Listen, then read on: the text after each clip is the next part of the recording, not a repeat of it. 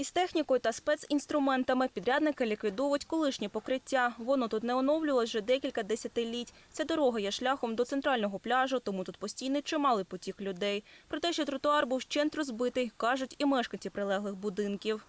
Плохо было добираться, особенно когда коляска либо транспорт ребенка, а там в основном где деревья порушили асфальт, не переехать, постоянно переносить тяжелую коляску, как бы было нужно. Мы только что шли, ребенку говорю, скоро будем ездить на самокате с горы, не останавливаясь.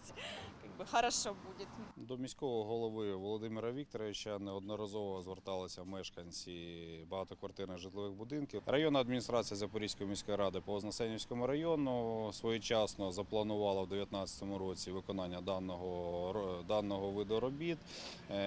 Запланували на бюджетній сесії, дякуючи підтримці депутатського корпусу, знайшли кошти та фінансування. Підрядна компанія має оновити тут 820 квадратних метрів покриття. Окрім цього, планують підняти рівень люків, зробити спеціальні заїзди для інвалідних візків та встановити новий бордюрний камінь. Мы начали демонтаж.